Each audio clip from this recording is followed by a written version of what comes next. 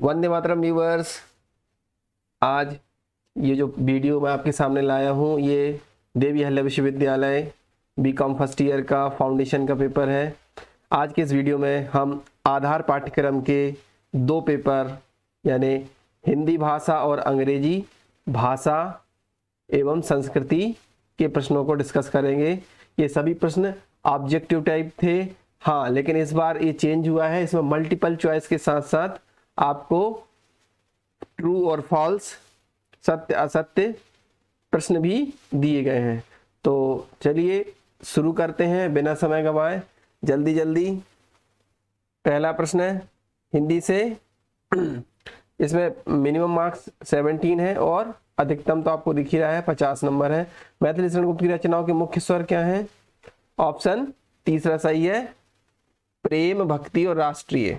प्रश्न नंबर दूसरा है मातृभूमि में कौन सी विधा है? एक्चुअली इसमें होना चाहिए कि जो रचना है कौन सी विधा है, तो ये कविता है। हम पढ़े हैं नीलांबर परिधान, तो ऑप्शन ए सही है। तीसरा प्रश्न प्रेमचंद की कहानियों का उद्देश्य है नारी एवं पिछड़े वर्गों की उन्नति, ये सही है। जीप पर कितनी इल्लियां सवार थीं? तो जीप पर 3 इल्लियां सवार थीं, ऑप्शन ए सही है। मैंने अपनी पिछली वीडियो में आपको बताया था मैथिली शरण गुप्त के पिता का नाम क्या था? सेठ रामचरण गुप्त। आ वाला जो विकल्प है वो सही उत्तर है। मेरे चैनल को सपोर्ट करने के लिए लाइक करिए और चैनल को सब्सक्राइब कीजिए। छठवां प्रश्न है इला अन्न की अधिष्ठात्री देवी बताई गई है, या इला अन्न की अधिष्ठात्री देवी बताया गया है। ये ग्रामेटिकल मिस्टेक्स में ज्यादा है, हिंदी की प्रश्न होना चाहिए इला, जो स्त्री लिंग शब्द है इसलिए इसे होना चाहिए इला अन्न की अधिष्ठात्री देवी बताया गया, तो को होना चाहिए, है ना, इला को। तो इसका सही जवाब है 4, पृथ्वी को। मैंने आपको बताया था इल्ली, इला, इला यानी पृथ्वी। जीप पर सवार इल्लियों के लेखक, ये भी आसान प्रश्न था, 7वें का आ, शरद जोशी। साकेत महाकाव्य के रचयिता, मैंने एक डेडिकेटेड वीडियो बनाया था मातृभूमि कविता से संबंधित, उसमें मैंने इस रचना को डिस्कस किया था। अगर आपने वो वीडियो देखा होगा तो आपको आसान हुआ होगा इस प्रश्न का उत्तर देने में। 8 का ए सही है, मैथिली शरण गुप्त। उसमें मैंने आपको डिटेल में बताया था मैथिली शरण गुप्त जी का जीवन परिचय। मैथिली शरण गुप्त का जन्म कब और कहाँ हुआ? तो मैंने आपको बताया था चिरगांव झांसी में हुआ था, और इसका सही विकल्प जो है चौथा है, सन 1886 में। अगला प्रश्न है प्रेमचंद का जन्म कहाँ हुआ था? ये भी मैंने एक डेडिकेटेड वीडियो बनाया था, शतरंज के खिलाड़ी। उस समय मैंने आपको बताया था इनका जन्म लम्ही में हुआ था, और ये अभी 31 जुलाई को उनका जन्मदिन भी आने वाला है। 11वां प्रश्न मिर्जा के मित्र थे कौन? मीर। मिर्जा और मीर दोनों शतरंज खेलते थे। 11वें का तीसरा विकल्प सही है।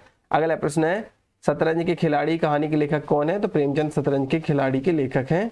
12 का बी सही है। गोदान उपन्यास के लेखक कौन है? प्रेमचंद है। ये भी मैंने आपको उस वीडियो में बताया था, बहुत प्रसिद्ध उपन्यास है। 13 का ये सही है। अगला प्रश्न है बाघ की शोभा, तो जो बाघ की शोभा है वो तितलियों से है। अगला प्रश्न उत्साह में सहने की क्षमता होती है। उत्साह में क्या सहने की क्षमता होती है? उत्साह में कष्ट सहने की क्षमता होती है। दिनकर जी को 1 नहीं 4 ज्ञानपीठ पुरस्कार दिए जाने चाहिए, किसके विचार थे? तो देखिए ये किसके विचार थे? सामान्यतः इसमें इस क्वेश्चन में थोड़ा डाउट है, ये बी और डी दोनों हो सकता है। इसको कंफर्मेशन बाद में देखना पड़ेगा इसको, इसलिए हम इसको स्किप करते हैं। 17 उत्साह के कितने भेद हैं? तो उत्साह के 3 भेद बताए गए हैं उत्साह नामक निबंध में। चने के झाड़ पर चढ़ाना, मुहावरे का क्या अर्थ है? किसी की झूठी प्रशंसा करना, ठीक है। अगला प्रश्न है 19वां प्रश्न क्या है? अगला जीप पर सवार इल्लियां विधा क्या है? तो जीप पर सवार इल्लियां जो है मैंने आपको बताया था कि व्यंग्य विधा है, तो आंसर सी जो है सही है। रामधारी से दिनकर का निबंध संग्रह क्या है? तो ये क्वेश्चन जो है इसके जो विकल्प दिए गए वो इससे मैच नहीं करते हैं। आस्था के चरण इनका डॉक्टर नगेंद्र का है, और ये रामधारी से दिनकर जी की निबंध ये नहीं है। अगला 21 प्रत्येक नागरिक के रहन सहन पर प्रभाव पड़ता है, किसका? जलवायु का प्रभाव पड़ता है। ये क्योंकि पाठ के आधार पर पूछा गया है। भारत एक है निबंध जो कि रामधारी से दिनकर का है, उसमें जलवायु की बहुत भूमिका बताई है। 22वां प्रश्न है, भारत एक है दिनकर की किस पुस्तक से लिया गया है? तो भारत एक है हमारी सांस्कृतिक एकता से लिया गया है, बी सही है। 23 है, हिंदी साहित्य के सूर्य के नाम से कौन जाने जाते हैं? तो मैंने आपको उस समय बताया था, अनल के कवि कहते हैं, इसलिए इनके नाम के जो उपनाम है उनका दिनकर रखा गया है। दिनकर यानी सूर्य। तो हिंदी साहित्य के सूर्य कौन है? ए रामधारी सिंह दिनकर। उत्साह निबंध क्या है? तो चौथा विकल्प सही है, भावमूलक निबंध है। उपसर्गों की सहायता से निर्मित विलोम शब्द के कितने प्रकार हैं? तो देखिए ये प्रश्न जो है अधूरा सा है, क्योंकि इसमें उपसर्ग हिंदी के भी उपसर्ग हैं, संस्कृत के भी उपसर्ग हैं और अन्य भाषाओं के उपसर्ग हिंदी में लगते हैं। तो यहाँ पर जो है प्रश्न स्पष्ट नहीं है, फिर भी इसमें जो उत्तर वाला है वो 6 भी हो सकते हैं, ठीक है, क्योंकि ये जो जिन्होंने प्रश्न पत्र बनाया है उनके अनुसार ही होगा ये, चूंकि जो प्रश्न जो है पूर्ण नहीं है इसलिए इसके विकल्प जो मैच नहीं करते हैं। अगला 26वां प्रश्न है, यदि पद कवियों की कसौटी है तो गद्य निबंध की कसौटी, ये बहुत प्रसिद्ध कथन है और ये किसने कहा था? आचार्य रामचंद्र शुक्ल ने कहा था। 26 का सी विकल्प सही है। पर्याय का अर्थ क्या है? पर्याय का अर्थ होता है समान, उसके जैसा। सिक्के ढालने का कारखाना टकसाल कहलाता है, ठीक है, आंसर ए विकल्प ए सही है। आचार्य रामचंद्र शुक्ल किस निबंध के लेखक हैं? दो भाई रिश्ते दीपोत्सव उत्साह, ये 29 का डी सही है। अवधारणा कितने प्रकार की होती है? तो अवधारणा कुल कितने प्रकार की होती है? 3 प्रकार की होती है। सॉरी, अवधारणा जो है 4 प्रकार की होती है, यहाँ पर गलत लगाया गया है, अवधारणा 4 प्रकार की होती है। विचारों की अभिव्यक्ति होती है किससे? वाक्यों में। जब वाक्य बोला जाता है तभी पूर्ण विचार जो व्यक्त होता है, इसलिए विचारों की अभिव्यक्ति वाक्यों से होती है। 31 का डी। संधि कितने प्रकार की होती है? संधि 3 प्रकार की, मैंने बताया था आपको, स्वर संधि, व्यंजन संधि और विसर्ग संधि। अगर पूछा जाता इस स्वर संधि कितने प्रकार की होती तो 5 सही होना था, तो इस 32 का विकल्प ए सही है। निर्जल संधि है, निहि धन जल, निर्जल, तो निहि जो है क्या है? विसर्ग है, तो विसर्ग के साथ जब कोई अन्य व्यंजन स्वर मिलता है तो कौन सी संधि होती है? विसर्ग संधि, ऑप्शन डी सही है, दा वाला। 34 व्यक्ति की स्वतंत्रता पर केंद्रित विचारधारा क्या है? व्यक्ति की स्वतंत्रता पर केंद्रित विचारधारा उदारवाद है। अद्वैतवाद के कवि हैं कबीरदास। रामधारी सिंह दिनकर का जन्म कब हुआ? रामधारी सिंह दिनकर का जन्म 23 सितंबर 1908 को हुआ था। 36 का ए। स्वामी विवेकानंद ने शिकागो व्याख्यान कब दिया था? स्वामी विवेकानंद ने शिकागो व्याख्यान 11 सितंबर 1893 में दिया था। स्वामी विवेकानंद ने भगवान बुद्ध नाम का जो व्याख्यान है दिया था, कहाँ पर दिया था? शिकागो में ही दिया था। ये 26 सितंबर को दिया था, 11 सितंबर को उन्होंने स्वागत भाषण दिया था और ये 26 सितंबर को भगवान बुद्ध पे दिया था। स्वामी विवेकानंद के बचपन का नाम क्या था? ये तो आप बचपन से ही पढ़े हैं, नरेंद्रनाथ दत्त। आदि गुरु शंकराचार्य का जन्म किस राज्य में हुआ? तो केरला राज्य में हुआ। राज्य पूछा है, कन्याकुमारी राज्य नहीं है, ठीक है। 40 का बी सही है। स्वामी विवेकानंद ने उदाहरण दिया है कहाँ से? वेदों से उदाहरण दिए, उनके व्याख्यान से संबंधित प्रश्न है। 41 का सी। शब्दों के वर्गीकरण के कितने प्रकार है? तो शब्दों के वर्गीकरण के कितने प्रकार हैं? तो शब्दों में इसमें विकल्प जो है 4 कहीं भी नहीं दिया है। शब्दों का जो मूल वर्गीकरण है वो 4 प्रकार से होता है। क्योंकि 4 नहीं तो इसमें 5 लगाना पड़ेगा, क्योंकि कहीं कहीं 5 भी दिया हुआ है पुस्तकों में, पर अधिकांशतः जो भाषा विज्ञान की जो मूल शाखा है उनमें 4 ही उत्पत्ति व्युत्पत्ति इनके आधार पर ऐसे 4 प्रकार के शब्द माने गए हैं। आदि गुरु शंकराचार्य जी ने स्थापना की थी किसकी? मठों की स्थापना की थी। शंकराचार्य जी द्वारा द्वारका पीठ की स्थापना किस राज्य में की गई थी? वैसे ही नाम से स्पष्ट है, द्वारका कहाँ पर है? द्वारका गुजरात में है, ठीक है। तो द्वारका की स्थापना गुजरात में की गई। जिसके हृदय में ममता ना हो निर्मम कहलाता है। सत्य असत्य? सत्य है। पिता के पिता का पिता प्रपितामह कहलाता है, तो ये भी सत्य है। स्वरों के योग से बनने वाली संधि स्वर संधि कहलाती, ये भी सत्य है। संधि केवल तत्सम शब्दों में होती है, ये भी सत्य है। शतरंज के खिलाड़ी लेखन किस बादशाह के समय का था? ये वाजिद अली शाह के समय का था। 49 का ए सही है। स्वामी विवेकानंद धन्यवाद देते हैं। किसको? स्वामी विवेकानंद धन्यवाद देते हैं भारत की ओर से। अगला अब हम शुरू करते हैं यहाँ पर इंग्लिश वाला पोर्शन पार्ट भी देखते हैं। The poem where the mind is addressed, देखिए क्वेश्चन दोबारा रिपीट हुआ है, ग्वालियर वाले शायद जो ग्वालियर वाला पेपर था एफसी का वो, और एक बीकॉम बरकतुल्लाह विश्वविद्यालय का था, उसमें भी ये प्रश्न आया था। तो अगर आपने वो वीडियो देखी हो या वो प्रश्न देखे हो तो जरूर आपको उस पर लाभ मिला होगा। पहले का सही जवाब है डी, गॉड को एड्रेस किया गया। The X is written by R K Narayan, option A सही है। Full name of A L Basham, देखिए अब इसमें क्या है, सब में आर्थर है, इनका नाम ए एल आर्थर लेवेलाइन वाशम है, लेकिन इसमें भी स्पेलिंग मिस्टेक है, ए एल आई की जगह एल एल ई, बाकी सब यही स्पेलिंग है।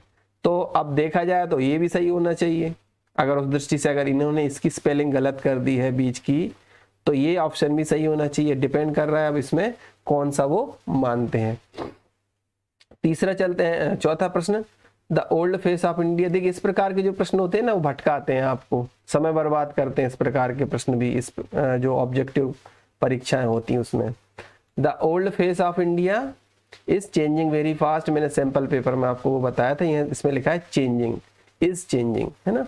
तो इसमें क्वेश्चन आएगा, आंसर आएगा विकल्प सी सही। पांचवा, हु राइट, अब हु राइट नहीं होता, हु रोट होता है। Who wrote preface to Mahabharata, किसने लिखी है हु राइट? तो किन्होंने लिखी है, ये जो टिक किया हुआ वो सही है, C Rajagopalachari. King Vijay belongs to, कहां से बिलोंग करता था विजय? इंडिया से, बी ऑप्शन सही है। Buddhism originated in India, Bharat में बौद्ध धर्म जो उसका मूल उद्भव है वो भारत में हुआ। Ancient name of Sri Lanka is Ceylon, देखिए ये क्वेश्चन जस्ट रिपीट हो गया, अभी अभी आया था, कहां पर, एक यूनिवर्सिटी में पूछा गया था। नौवां प्रश्न, at what age did Velan leave home, ये भी क्वेश्चन कई बार रिपीट हुआ है, तो ये तो आपने कर ही दिया होगा। इसका जो सही विकल्प हुआ 18 वर्ष की अवस्था में वेलेन ने अपना घर छोड़ दिया था। 10वां प्रश्न है, Velan assisted the old man in lying out, तो इसका सही विकल्प होगा बी, गार्डन। अब इसमें आपको ट्रू फॉल्स बताना, सत्य सत्य बताएं। Reason should be free in a country, तो ये गलत ही है, क्योंकि रीजन नहीं है, यहाँ एजुकेशन होना चाहिए था। Education should be free in a country, तो ये गलत है, इसका बोनस मिलना चाहिए, प्रश्न ही गलत है। 11वां, 12वां, education in the public schools was expensive that majority of the Indians cannot afford it, सही बात है, पब्लिक स्कूल्स जो है, पब्लिक स्कूलों में शिक्षा महंगी है जिसे आम आदमी वहन नहीं कर सकता। 13वां प्रश्न है, Velan left home because of the villagers, तो ये फॉल्स है, गलत, यानी इस पे आपको फॉल्स लिखना है। किसने, वेलेन ने घर क्यों छोड़ा था? क्योंकि उसके पिताजी ने उसे मार दिया था, चाटा। 14वां प्रश्न, lord Krishna is the most encouraging character in Mahabharat, correct यानी true. Next 15 number, war tactics as given in Mahabharat was highly developed, correct यानी इसका ट्रू आएगा, ट्रू आएगा। National education was written by M K Gandhi, true. Ravi is childhood name of Rabindranath Tagore, true. Tagore the was born in 1861, true. Tagore da was awarded Nobel Prize in 1913, true. National Education article was published in 1921, true. Read the following passage, अब यहाँ passage दिया गया है, मैंने आपको sample paper में बताया था पैसेज में की पैसेज आ सकता है, इसमें दो पैसेज आ गए, तो सीधे आंसर बता देता हूँ, पैसेज आप पढ़ लीजिएगा। लिविंग फॉर अवे मीन्स, तो लिविंग फॉर अवे मीन्स होता है दूर जाना, तो इसका आएगा ये कम्यूटिंग टू द सिटी, ठीक है, दूर जाना, जो बसाहट है उससे दूर जाना, डी ऑप्शन सही है। The public transport should be not absolutely reliable, तो आंसर बी सही है। What is increasing, 23rd question है, what is increasing in today's world, क्या इंक्रीज हो रहा है आज की दुनिया में? पॉपुलेशन, ए सही है। Multi flat complexes are more popular, exact सही है, ऑप्शन ए सही है। Question number 25, what provides more freedom and mobility to move around private car, ठीक है, ज्यादा फ्रीडम और मोबिलिटी प्राइवेट कार में मिलती है, ऑप्शन बी सही है। अनसीन पैसेज टू अर्थवॉर्म पे दिया है। क्वेश्चन नंबर 26 है, what can answer every garden problem, तो सभी जो बगीचे की समस्याओं का हल क्या है? तो अर्थवॉर्म है, डी ऑप्शन सही है। Top soil is disappearing by a earthworms, earthworm are 70% protein, C option सही आएगा इसका। Harmful fertilizers can be replaced by earthworm.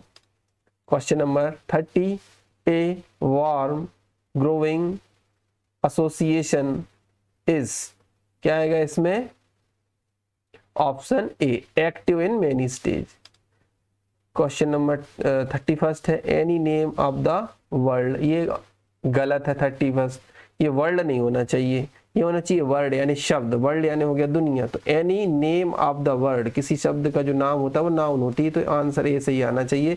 पर चूंकि ये प्रश्न गलत है इसलिए इसका बोनस मिलना चाहिए सभी बच्चों को।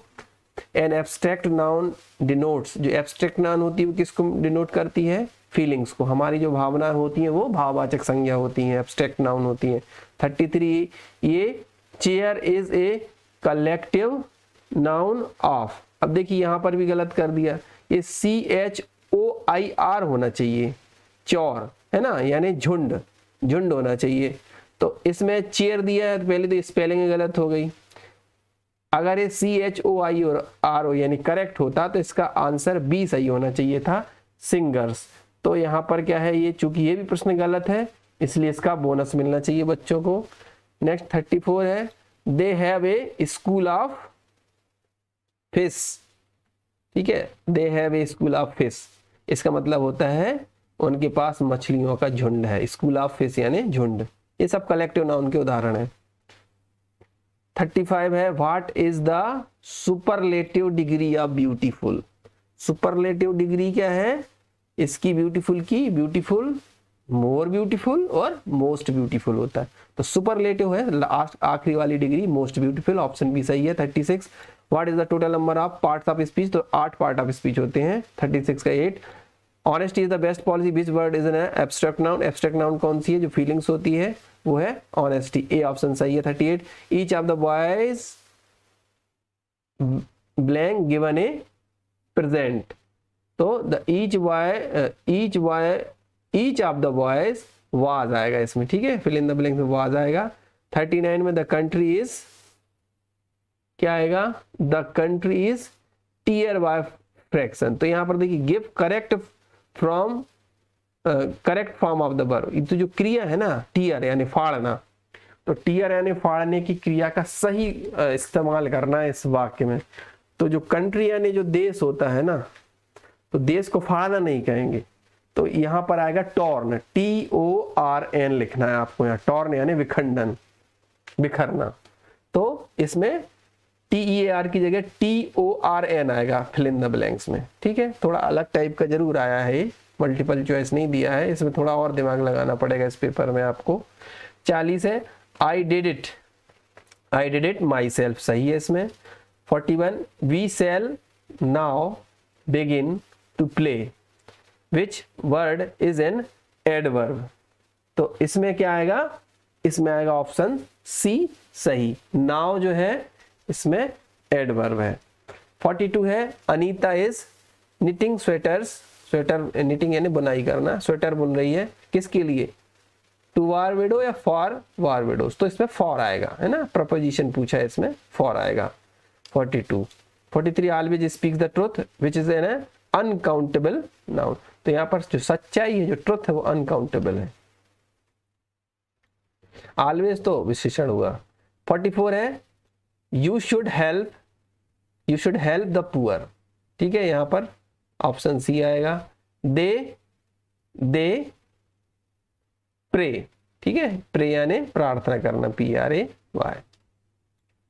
माया इज प्रिंसिपल्स लेफ्ट हैंड या राइट हैंड? लेफ्ट में भी हो सकती है, राइट में भी हो सकती है, तो इसलिए ऑप्शन बोथ सही आएगा, D।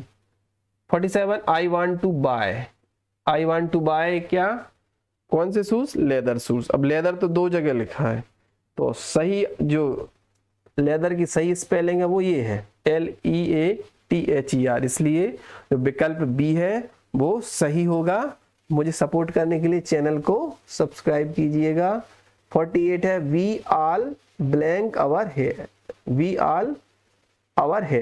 तो वी ऑल डाई यानी कलर करना, रंगना, DYE। 49 है a dual is always fought between. Dual का मतलब ही होता है दो, बाय का मतलब भी होता है दो, बायलिंगुअल होता है ना दो भाषा में। डुअल जैसे कहते हैं डुअल स्पीकर, यानी दो स्पीकर है। 50 और अंतिम प्रश्न है stay hale and heart. Option B सही है, स्टे हेल एंड हार्टली। तो यहाँ पर विकल्प सारे जो 100 होते हैं वो पूर्ण होते हैं। आपको बहुत बहुत बधाई, आपका पेपर है, और जिनका नहीं है वो इस वीडियो को देखते रहें, और चैनल पर नए पे हैं तो सब्सक्राइब कीजिए। Thank you for watching.